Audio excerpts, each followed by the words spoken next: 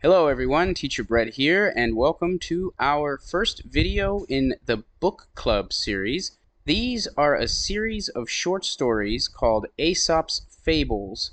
These are stories that are simple, it's an easy reading level, and they teach a valuable moral lesson.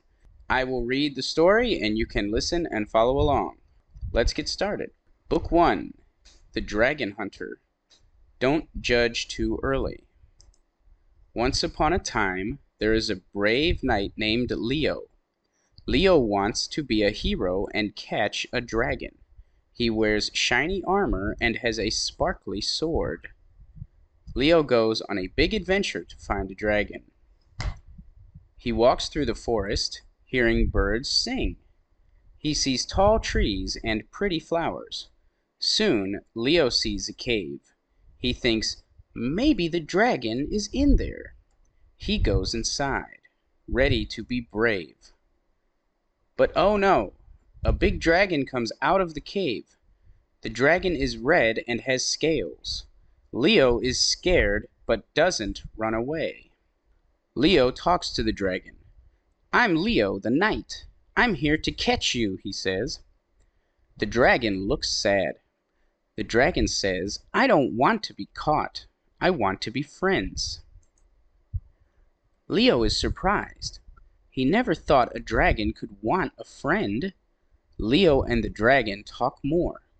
They find out they both like stories and adventures. Leo tells the dragon about his kingdom, and the dragon tells Leo about flying high in the sky. Leo thinks, maybe the dragon isn't so bad. He puts away his sword. "Let's be friends," Leo says with a smile. The dragon is happy. They play together in the forest. They find treasures and laugh a lot. Now Leo has a dragon friend. They don't need to be enemies.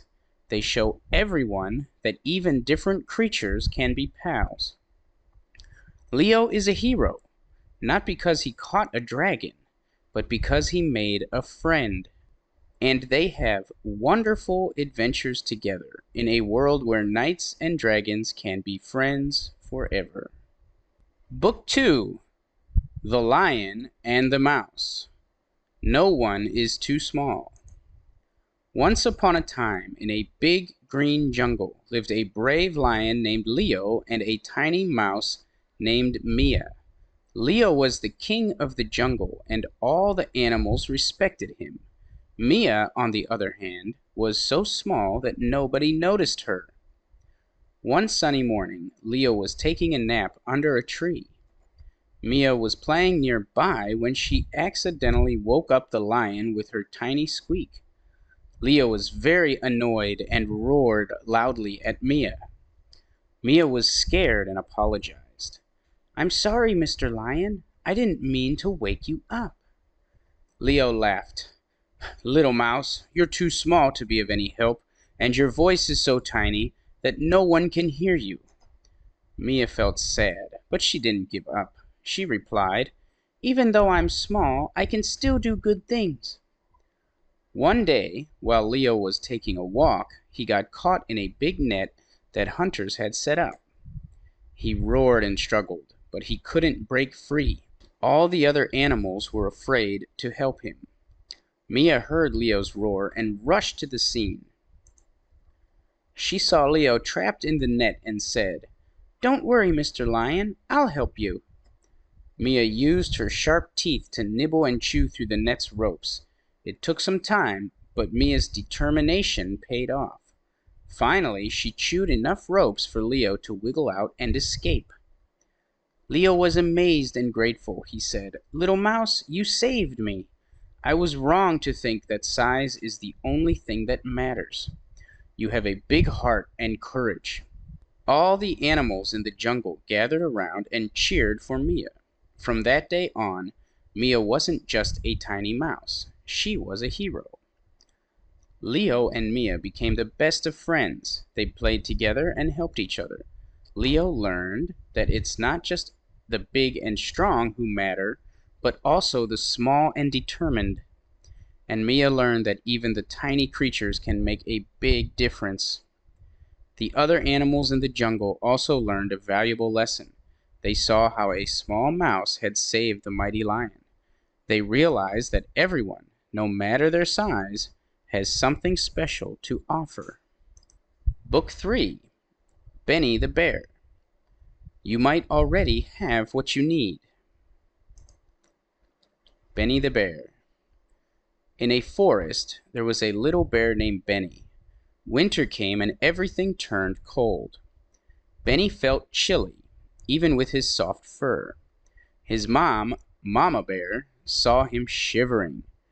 She said, "Benny, you look cold. Let's fix that."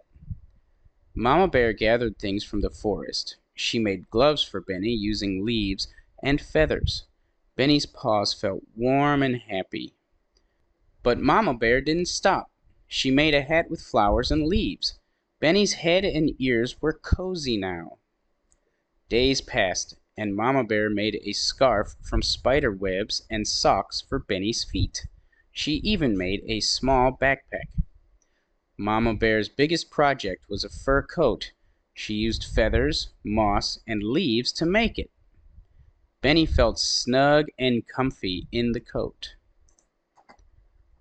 With the coat on, Benny and Mama Bear went for a walk. Benny was happy and warm. The forest seemed to be happy too. When they got home, Benny thanked Mama Bear. "You made me so happy, Mama." Mama Bear smiled and started to take off the coat. Benny still felt warm. He learned that the love put into making things is what makes us happy. Benny knew that Mama Bear's love was the best warmth. They played and laughed, and the forest was filled with joy. And that's how Benny learned that love is the coziest warmth of all. Book 4, The Crow and the Pitcher. Use your creativity and intelligence to solve problems. In a big green forest lived a clever crow named Charlie. He had shiny black feathers and bright eyes that sparkled with curiosity. One sunny day, Charlie was feeling very thirsty. He looked around for some water to drink, but all he could find was a small pitcher with water at the bottom. Charlie hopped over to the pitcher and peered inside. He was excited to see water, but when he tried to drink, his beak couldn't reach the water. The water was too low, and Charlie felt sad. "Oh no, I'm so thirsty," he cawed.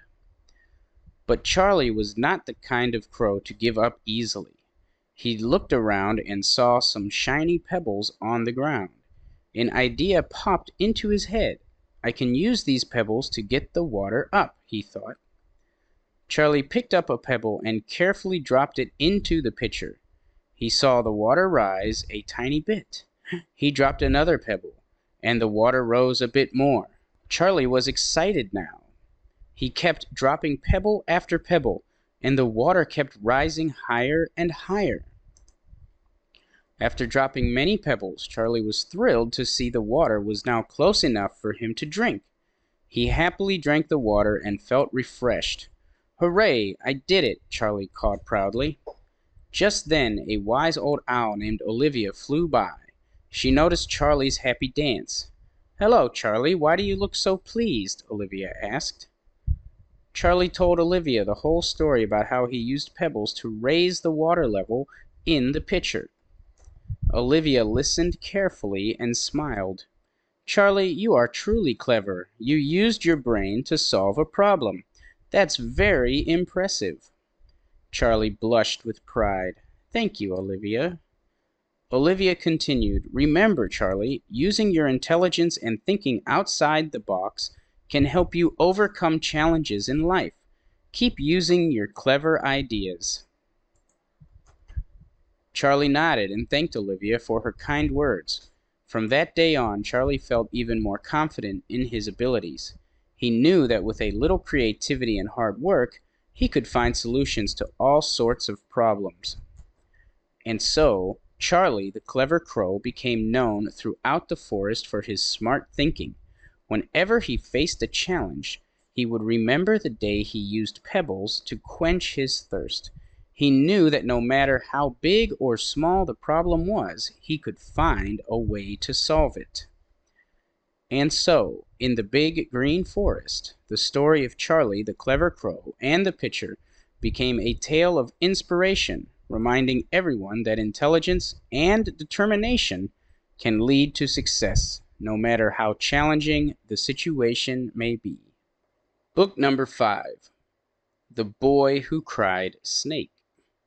No one trusts a liar. Once upon a time in a little village, there was a boy named Ethan. Ethan liked to play tricks on people living in the village. He would shout, "Help! There's a dangerous snake!" even when there wasn't one. The villagers would run to help, but there was never really a snake. The villagers would shake their heads and say, "Ethan, that's not nice. We need to know when you're telling the truth." Ethan didn't listen. He kept playing tricks. He would shout, "A big wolf near the sheep," or "a scary bear in the woods." But it was always a joke. One day, Ethan was walking in the grass. He accidentally stepped on a real snake. The snake bit Ethan, and it hurt a lot. He cried out, "Help! I got bitten by a snake. Someone help me, please." But this time, the villagers didn't believe him. They thought he was playing another trick. They stayed where they were, and Ethan didn't get the help he needed. As time went on, Ethan felt worse. The snake's bite was very serious, and he needed help fast. But the villagers still didn't think he was telling the truth. Finally, when the villagers realized Ethan wasn't joking, it was too late. They ran to him, but he was already dead. The snake's bite had been too strong, and Ethan had died. The village felt very sad. They wished they had known when Ethan was telling the truth. The villagers talked to the children in the village about what happened. They explained that telling the truth is important. They told the story of Ethan, who played too many tricks, and how nobody believed him when he really needed help. From that day on, the village taught all the children the importance of always telling the truth. If you lie, even one time, people might never trust you again. Book number 6.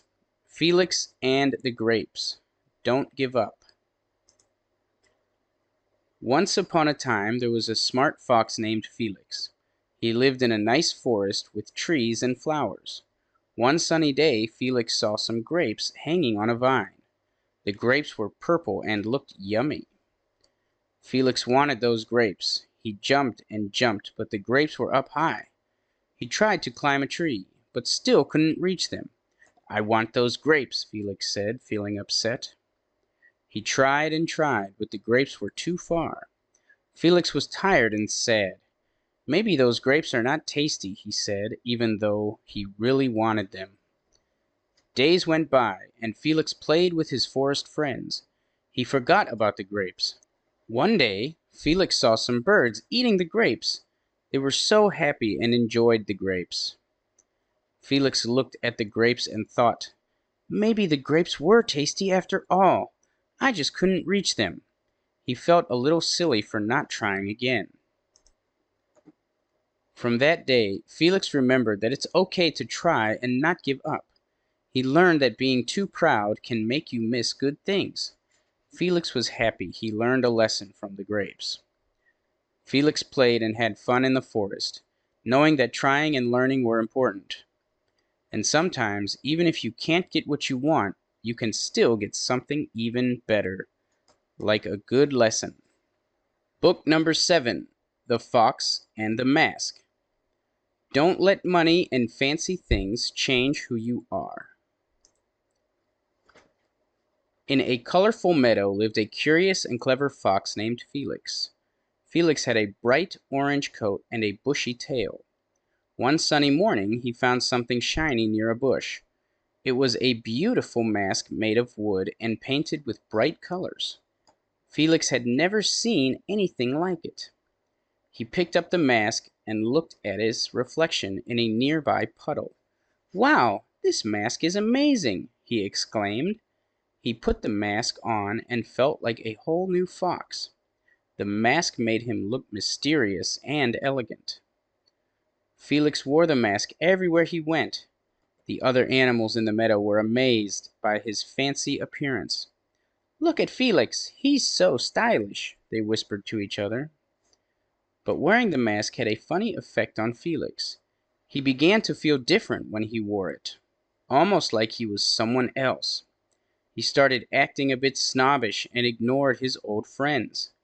He spent more time admiring himself in the mirror-like pond, forgetting about everything else. One day, as Felix was strutting around in his mask, he heard a soft voice behind him. "Hello, Mr. Fox." Felix turned and saw a wise old owl named Olivia perched on a branch. "Hello, Olivia," Felix said, trying to sound important. Olivia looked at Felix with her big, thoughtful eyes. "You seem quite taken with that mask, Felix." Felix nodded proudly. "Isn't it splendid? I feel like a true aristocrat." Olivia smiled gently. "But Felix, remember who you really are. A mask can change how you look, but it shouldn't change who you are inside." Felix felt a bit puzzled. "What do you mean?" Olivia explained. "Wearing a mask might make you feel special, but true beauty comes from being genuine and kind. Don't let a fancy mask make you forget the real you, the clever and friendly fox that your friends know." Felix thought about Olivia's words. He looked at his reflection in the pond again, this time without the mask. He saw his bright orange coat and remembered all the fun times he had with his friends. Later that day, Felix took off the mask and put it down by the same bush where he found it.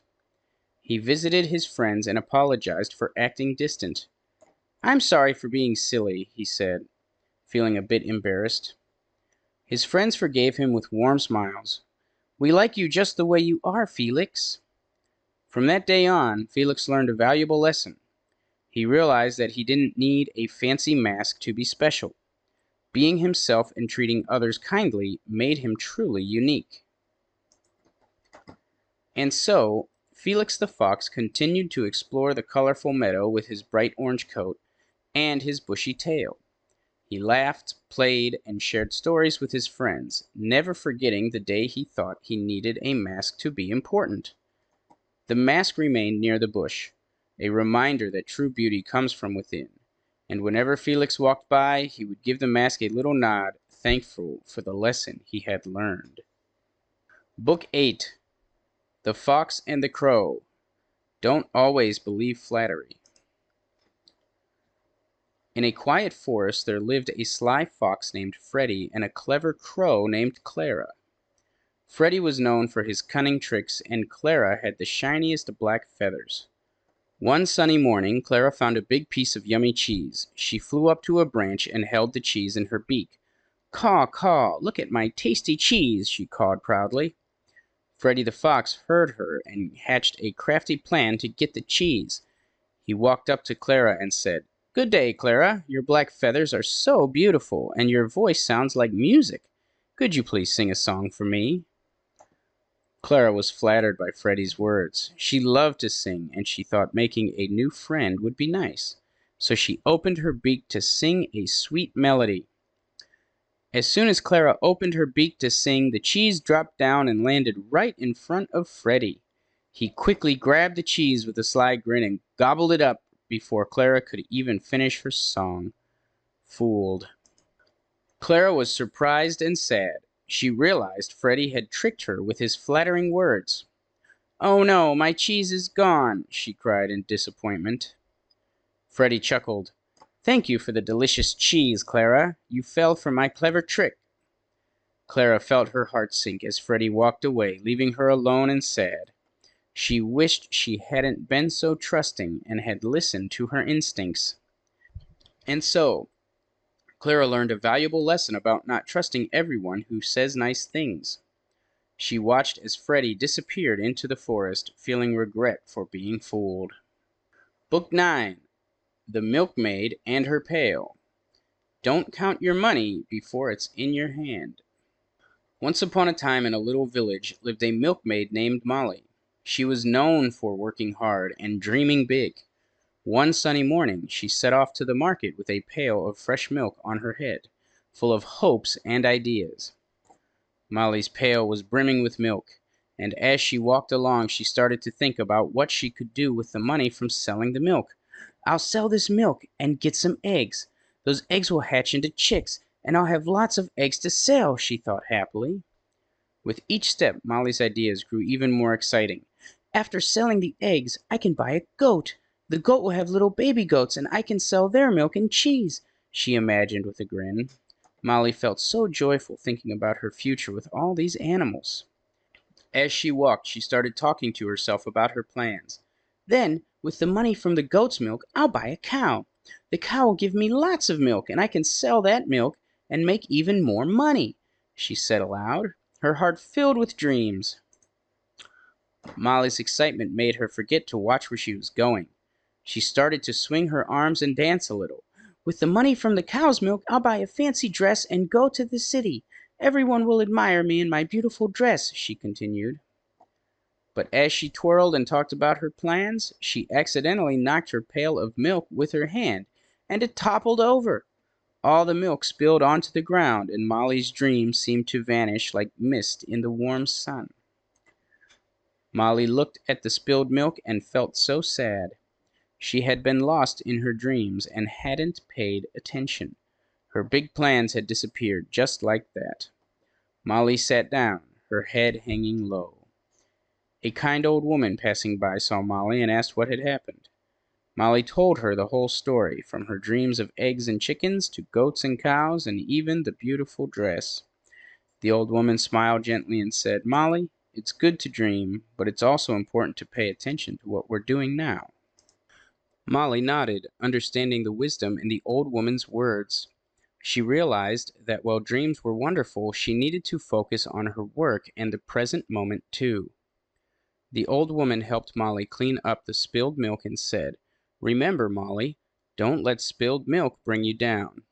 Learn from your mistake and keep working hard. Who knows, with time, your dreams might come true in unexpected ways." From that day on, Molly still had dreams, but she also paid attention to her work. She sold the eggs from the hens she had, and she even got a small goat. Molly worked hard, and her small efforts started to bring her some extra coins. As the years went by, Molly's hard work and determination paid off. She never forgot the lesson she learned about balancing dreams with reality. And while she never became a rich lady with all the animals and fancy dresses, she was content and happy with her simple life, filled with good friends and the joy of knowing that dreams, with a bit of work and a touch of patience, could come true in their own special way. Book 10. The North Wind and the Sun. Kindness can be more useful than force. Once upon a time, in a land where the wind whispered secrets to the trees and the sun painted the sky with colors, there was a special contest between two powerful friends, the North Wind and the Sun. One day they looked down from the sky and saw a man walking on a path. He had a cozy coat wrapped tightly around him. The North Wind, who was strong and mighty, spoke first. "I bet I can make that man take off his coat," he said with confidence. He puffed up his chest and prepared to show off his strength. The Sun, warm and gentle, smiled softly. "Oh, really? Let's have a friendly contest." "I think I can do it better," the Sun replied, its rays shimmering with warmth. The North Wind agreed, and they began their contest right away. The North Wind went first. He huffed and puffed, blowing with all his might. He made the trees sway and the leaves dance in the air. The wind was cold and strong, making the man shiver, but he held onto his coat even tighter, determined to stay warm. Next, it was the Sun's turn. The Sun beamed its bright rays down to the man. The warmth spread across the land like a cozy blanket.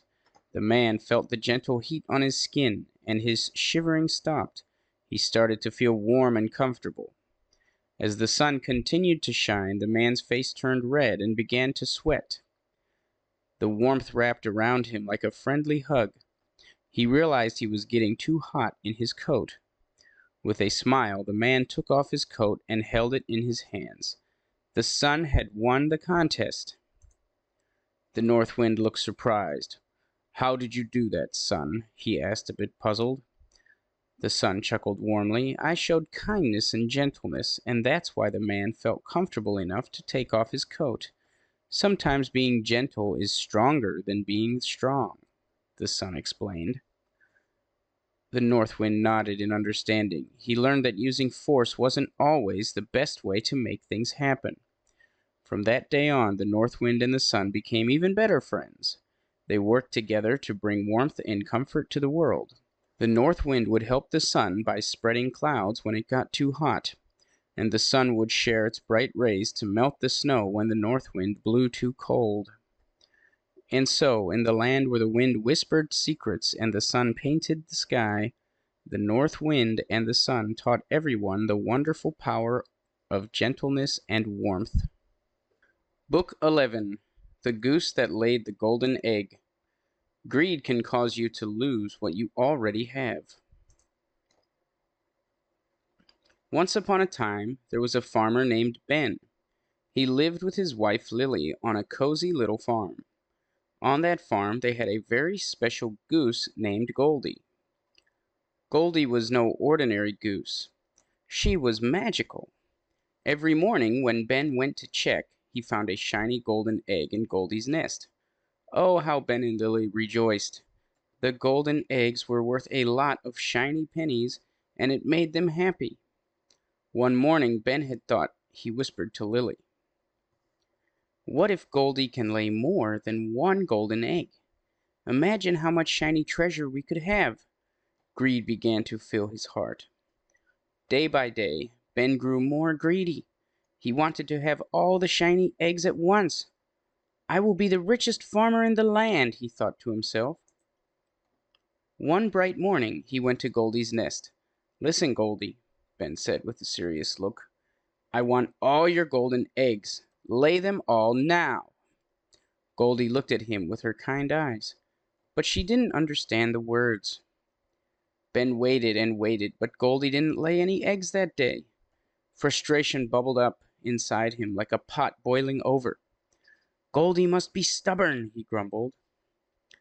Later that evening, as the sun painted the sky with colors, Ben had a terrible idea. Greed had blinded him.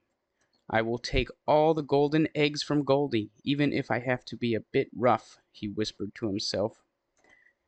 He took a sharp knife from the kitchen and marched to Goldie's nest. Goldie flapped her wings gently and clucked as if trying to say, "No, Ben, no." But Ben was determined. He sliced open Goldie's belly, thinking he would find shiny treasures inside. To his shock, there were no golden eggs, no shiny treasure, only goose insides, just like any regular goose. Realization hit Ben like a bucket of cold water.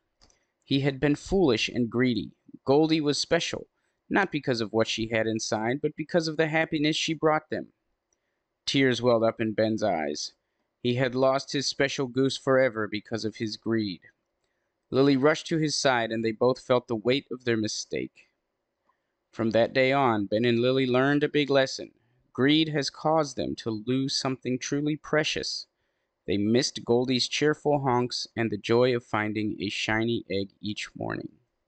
Their neighbors heard about what happened. The story of Goldie spread across the land like a soft breeze. People understood that being greedy can lead to sadness. Ben and Lily planted a garden in Goldie's memory, full of colorful flowers. Each bloom reminded them that happiness doesn't come from shiny things. It comes from being content and grateful for what we have. And so they lived their days with thankful hearts, sharing their garden's beauty and Goldie's story with everyone they met. The memory of Goldie, the special goose, taught them all to be kind and not let their greed steal their happiness. Book 12. The Boy and the Nuts. Take what you can get. In a quiet village surrounded by green hills and big trees, there lived a curious boy named Liam. He loved exploring and finding interesting things. One day he heard about a special nut tree deep in the forest. One sunny morning, Liam decided to go on an adventure. The sun made the leaves look golden, and Liam was excited to find the special nut tree. With his heart full of courage and his tummy growling, he set off into the forest. After walking for a while, Liam found the special tree. Its branches were heavy with nuts of all shapes and sizes. Some were big, some were small, and some were a bit strange looking. Liam's eyes widened with wonder, and he couldn't wait to taste these special nuts. Liam reached his hand into the tree's branches, his fingers tingling with excitement. He grabbed a handful of nuts, but when he tried to pull his hand out, it got stuck. He tugged and pulled, but his hand wouldn't budge. He realized that he had grabbed too many nuts, and now his hand was stuck in the tree. Liam wasn't worried, though. He was a clever boy, and he knew he could figure things out. He remembered a story his grandma once told him about a tricky situation. She said that when you have a problem, you should take it step by step. So Liam took a deep breath and thought for a moment. He carefully started taking out one nut at a time. Slowly but surely, his hand began to come free. It was a bit tricky, and it took some patience, but Liam didn't give up. He was determined to taste those special nuts, and he wasn't going to let a little problem stop him. As the sun moved across the sky, Liam kept working, one by one. He pulled the nuts out of his hand, and his fingers had a little wiggle room. He smiled with satisfaction. After a while, his hand was free, and he let out a cheer of triumph. Liam looked at the nuts he had in his hand. They were a mix of shapes, sizes, and colors. He picked one up and cracked it open. The nut inside was delicious. It had a sweet and crunchy flavor that made his taste buds dance. Liam knew all his hard work was worth it. He sat under the special nut tree, enjoying each nut he cracked open. He learned an important lesson that day. Sometimes when you have a big problem, you just need to take it step by step and not give up. With a heart full of happiness and a tummy full of nuts, Liam headed back home, ready to share his adventure with his family and friends. Book number 13, The Ugly Duckling. Have an open heart. Everyone is unique and special. Once upon a time, in a peaceful pond surrounded by tall reeds and waving grass, there lived a little duckling. This duckling was different from the others, with feathers that were not as colorful and beautiful as his siblings. He felt sad and out of place, always hearing whispers about why he was ugly. As the days passed, the little duckling became sadder. His brothers and sisters would swim and play together, while he sat alone on the shore watching. He longed to be a part of the fun, but his heart felt heavy with the weight of the words that hurt him. One bright morning he looked at his reflection in the pond and sighed. "I wish I could be as beautiful as the other ducks," he said to himself. Feeling unhappy and lonely, the little duckling decided to leave the pond and explore the world. He waddled through meadows, walked across fields, and even hopped over hills. Along the way, he met other animals who also noticed his different appearance. A group of hens clucked and laughed. "You don't look like us. Go away." A sheep turned its head and said, "You're not like the other ducklings. You don't belong here." Each time he met new animals, they judged him by his looks and shooed him away. The little duckling's heart ached with every hurtful word, and he wondered if he would ever find a place where he truly belonged. As the seasons changed, the weather grew colder, and the little duckling found himself alone in a quiet marsh. His heart felt heavy, and he began to believe that he was truly meant to be alone. But then something wonderful happened. One day he saw a group of beautiful birds flying through the sky. They had long necks and graceful wings, and they made a wonderful sound as they called to each other.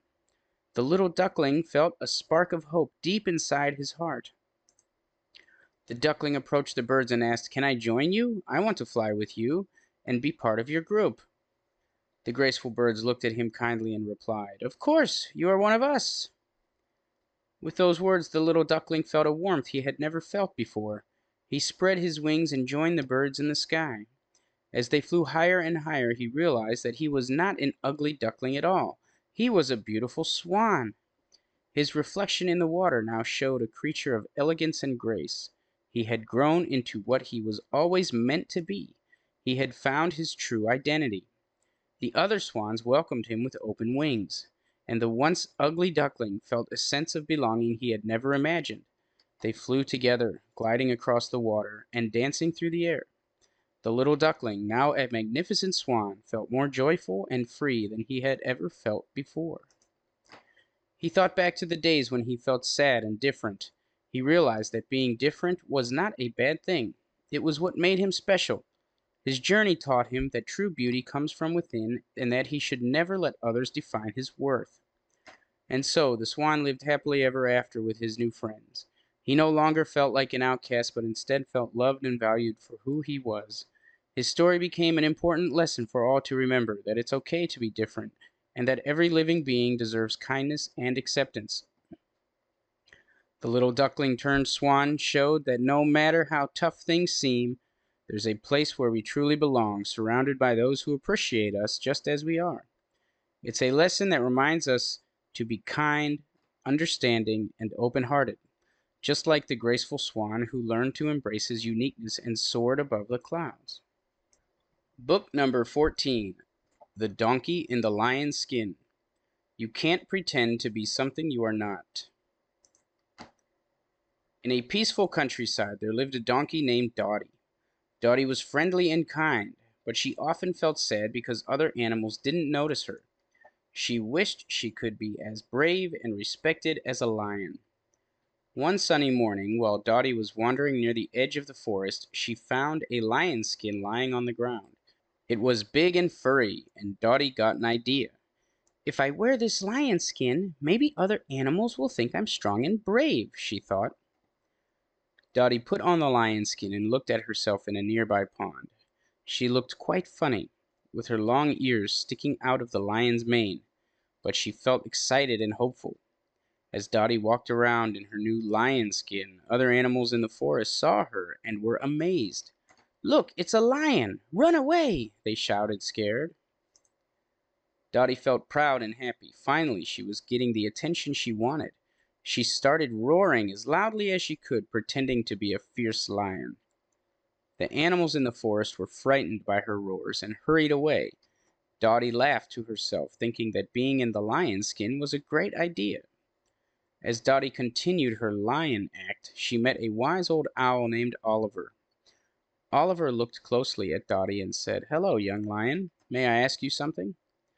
Dotty puffed out her chest and replied, "Of course, Mr. Owl. Ask me away." Oliver raised an eyebrow and asked, "Why do you, a strong lion, have such long ears like a donkey?" Dotty felt a bit embarrassed. She lowered her head and her lion skin slipped a little, revealing her donkey ears. Oliver's question made her realize that she couldn't hide her true self forever. The owl smiled kindly. "You see, Dotty, pretending to be something you're not won't make you truly happy. Embrace who you are." Dotty sighed and slowly removed the lion skin. "You're right, Mr. Owl. I wanted to be brave and respected, but pretending wasn't the way." Oliver nodded. "Being yourself is always the best choice. Your friends will like you for who you are." Dotty smiled and thanked the owl for his wise advice. She decided to be proud of being a donkey and stopped pretending to be a lion.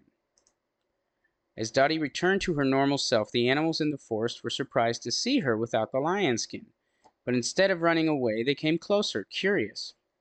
Dotty explained her story and apologized for scaring them. To her surprise, the animals laughed and told her they liked her just the way she was. The forest animals became friends with Dotty, enjoying her company and her funny stories. Dotty felt happier than ever before, knowing that she was loved for being herself. And so Dotty the donkey learned that pretending to be someone else doesn't bring true happiness. Embracing who you are and being genuine are what make real friends and create real happiness. From then on, she roamed the countryside with her head held high, knowing that she was unique and loved just as she was. Book number 15, Icarus and His Wings. Don't be arrogant and always be aware of danger. In a time of myths and legends, there was a boy named Icarus. He and his father lived on an island where they had wings made of feathers and wax. With these wings, they could fly up in the sky, just like birds. One day, as the sun rose and painted the sky with colors, Icarus looked up. The sun was shining high above, warm and bright. "Dad, can we fly closer to the sun?" Icarus asked, his eyes full of wonder. His dad, who was both loving and wise, replied, "Icarus, the sun is very hot. Flying too near could melt the wax on our wings and we might fall." But Icarus was filled with excitement and curiosity. He believed he could touch the sun. The next morning, as the world awakened, Icarus and his dad put on their wings. They took to the sky, feeling the wind beneath their feathers. Icarus flew higher than he had ever flown before. He wanted to reach out and feel the sun's warmth on his fingertips. Up and up he went, getting closer and closer to the sun. The warmth grew stronger, and Icarus felt like he was almost there. But then he noticed something strange. His wings felt different. The wax was melting, and his feathers were falling away. Looking down, he saw his dad flying cautiously, concern on his face. "Icarus, come back down, your wings are melting," his dad cried out. But Icarus was determined to touch the sun and didn't listen. With a sudden sizzle, Icarus's wings melted completely. He started to fall, plummeting from the sky toward the vast sea below. His heart pounded, and he flapped his arms desperately, trying to fly. But it was too late. The ground rushed up to meet him. Splash! Icarus hit the water with a great splash. His dad quickly flew down, searching for his son, but Icarus was nowhere to be seen. The sea had claimed him, and he was gone. His dad's heart ached with sorrow. He had warned Icarus, but the boy's curiosity had led him to a tragic end. The sun continued to shine in the sky, unaware of the grief below. And so the story of Icarus became a cautionary tale, a reminder that sometimes curiosity can lead us to places of danger. Icarus's name lived on, a reminder that seeking the unreachable can come at a high cost. Book number 16, The Pied Piper. Keep your promises. In an ancient town of Hamelin, nestled by the rolling hills and fields, a puzzling problem arose. Rats, big and small, scurried through the streets, nibbling on food and causing a ruckus. The townspeople tried everything to get rid of the rats. Traps, cats, and even charms, but nothing worked. The town was in a tizzy, and they needed a solution. One day, a man in multicolored clothes arrived in Hamelin. He was called the Pied Piper, and he carried a magical pipe. "I can help you with your rat problem," he told the worried townspeople. Intrigued and hopeful, the townspeople gathered around as the Pied Piper began to play his pipe. The sweet, haunting melody drifted through the air, captivating the rats' attention. They followed the music, entranced, as the Pied Piper led them to the Weser River. One by one, the rats plunged into the water, disappearing beneath its surface. The townspeople cheered and clapped, overjoyed that the rats were gone. But when the Pied Piper asked for his reward, the townspeople hesitated. "We'll pay you later," they promised, their faces uncertain. The Pied Piper's eyes grew serious, and he nodded before disappearing into the hills. That night, when the townspeople were asleep, the piper returned.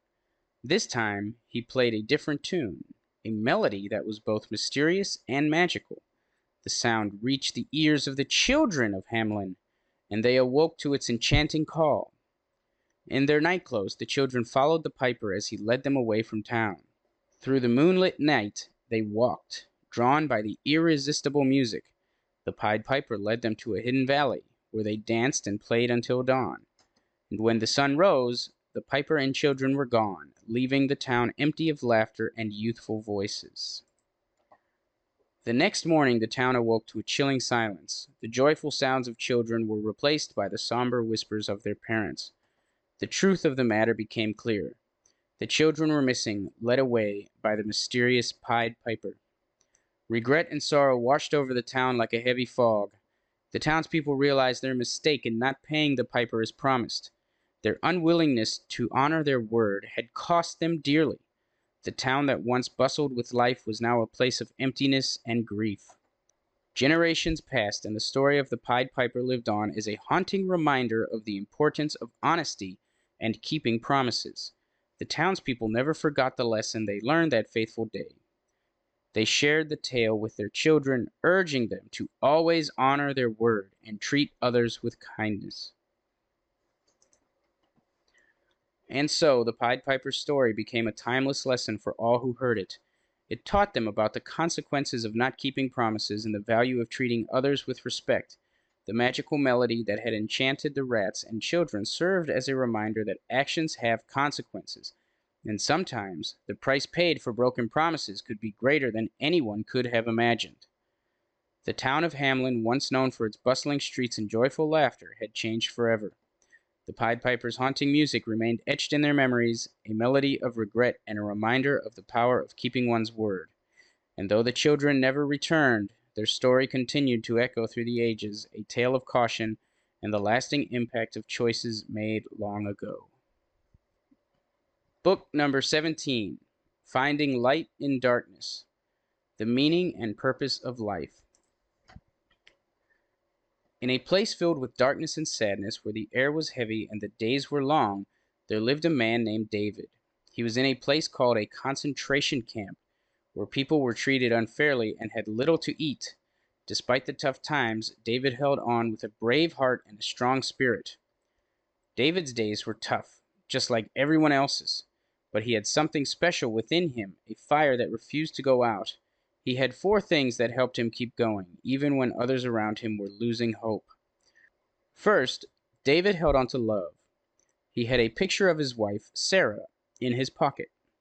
They were separated when they arrived at the camp, but he knew he had to survive to see her again.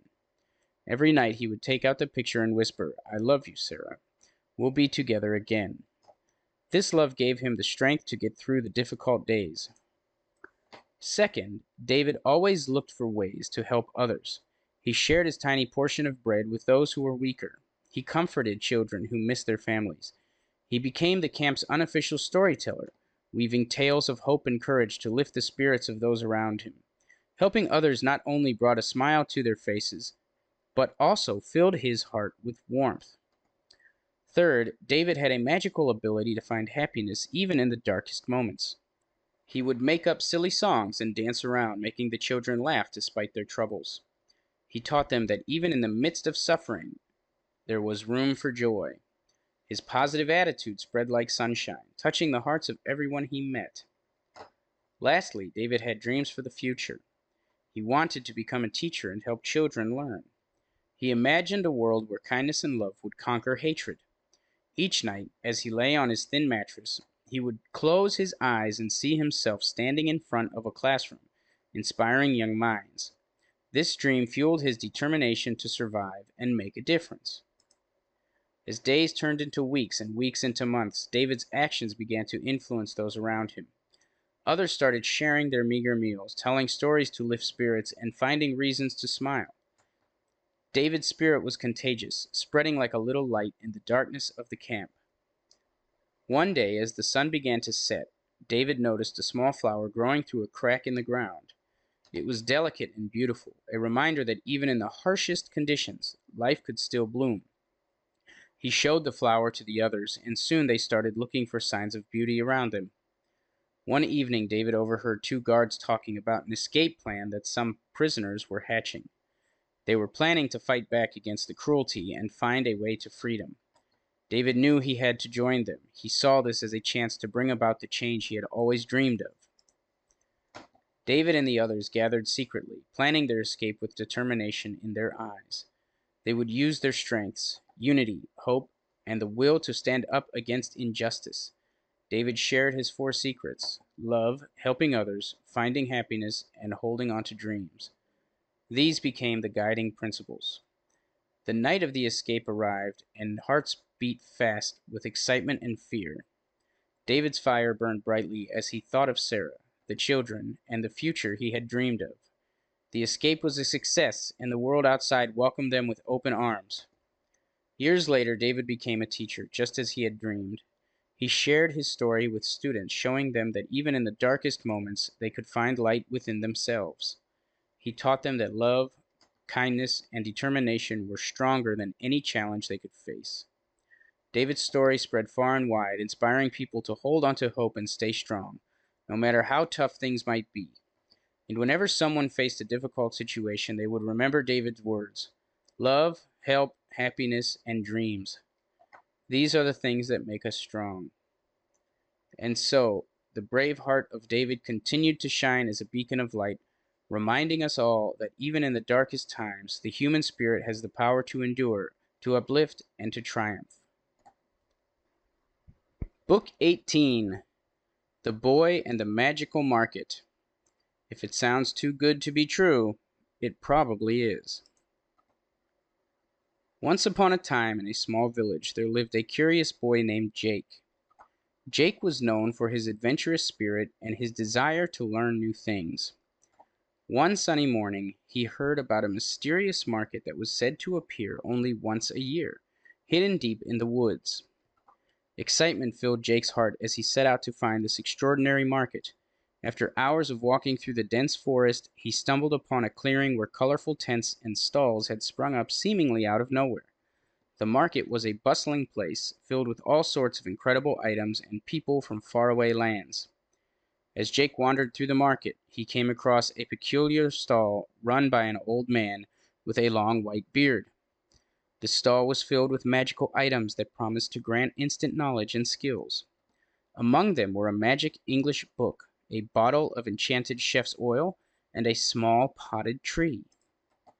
The old man, who had a twinkle in his eye, approached Jake and said, "Young man, I have just the things you need to become extraordinary.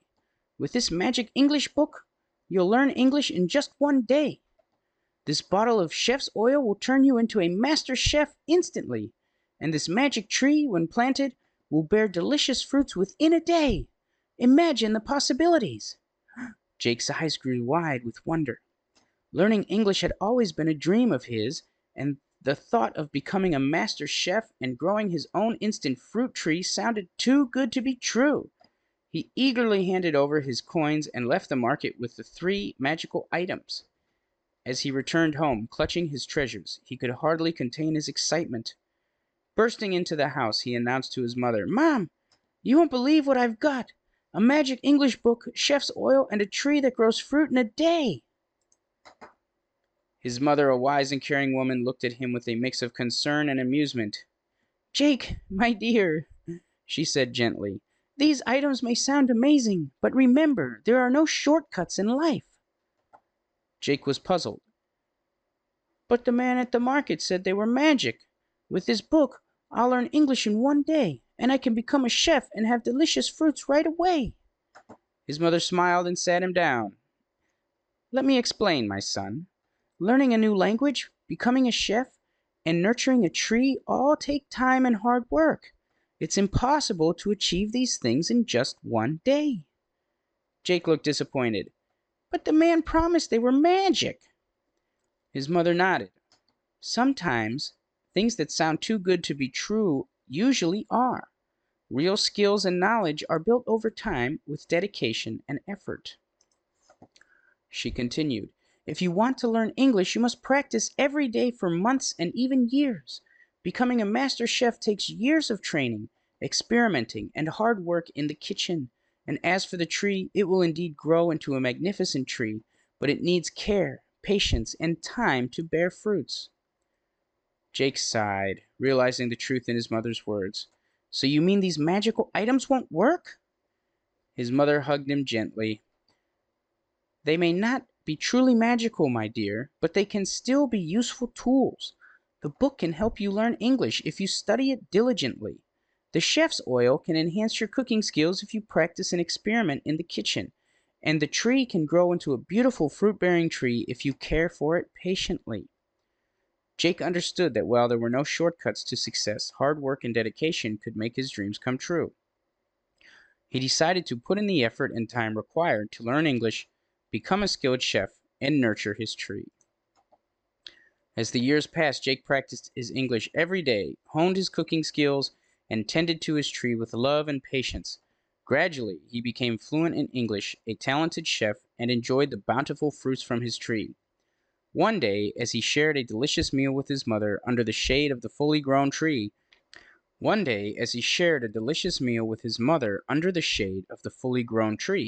he realized the most important lesson of all, that true success and fulfillment in life could only be achieved through hard work, dedication, and patience.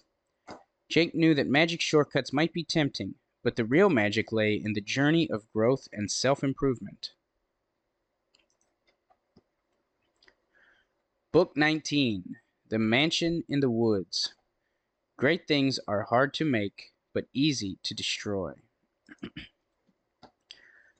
Deep in a quiet forest where tall trees told stories in the whispers of their leaves lived a man named Jonathan. He spent his whole life building a log mansion amid the ancient trees. This mansion was not just a house. It was a symbol of Jonathan's dedication and the dreams of his family that went back over 50 years. Jonathan's father started building the log mansion more than 50 years ago. It became a family tradition, a project passed down through generations like a cherished story. As Jonathan grew older, so did the mansion. Each log he carefully placed, every beam he crafted, was like adding a chapter to a book that told the tale of his family's commitment. Word spread about Jonathan's creation, and people from far and wide came to see the incredible house hidden in the woods. The log mansion became famous for its beauty and uniqueness. Despite many offers from wealthy individuals who wanted to buy it, Jonathan always said no. The mansion wasn't just a building, it was a treasure trove of memories, a tribute to his father, and something that couldn't be replaced with money. The fame of the log mansion grew, drawing more and more visitors. Jonathan felt a deep sense of pride every time someone marveled at the creation he had spent his whole life building. It stood tall, surrounded by the ancient trees, a testament to patience and hard work. One day, tragedy struck. In the midst of his daily routine, Jonathan forgot to turn off the stove. The flames quickly spread, and the mansion that took a lifetime to build began to burn. Panic set in as Jonathan watched the place he called home crumble in a fiery storm. As the fire raged on, the log mansion turned into ashes, taking with it the dreams, memories, and decades of hard work. Jonathan stood amidst the ruins, feeling the weight of a lesson he never expected to learn so painfully. The mansion, once a symbol of endurance, had succumbed to a single mistake. In the quiet aftermath, Jonathan realized the truth of the story he lived. It can take a long time to build something amazing, but it can be destroyed in an instant. The forest, once filled with the stories of trees, now echoed with the silence of loss. The log mansion, once a proud structure, left behind not just ashes but a lesson etched in the hearts of those who understood the fragility of even the grandest achievements. Life, much like the mansion, was delicate, and sometimes all it takes is a moment of carelessness to turn something important and valuable into ash. Okay, those are all of the books for this video, and now we have the book report questions. Answer these questions on a separate sheet of paper using your own words as best as you can. Number 1, who are the main characters of the story? Number 2, what was the basic plot of the story? Number 3, what was the climax of the story? Number 4, what moral lesson is taught in the story? Number 5, what did you think about the story? Does it teach a valuable lesson? All right, I hope you enjoyed the video. We'll see you next time.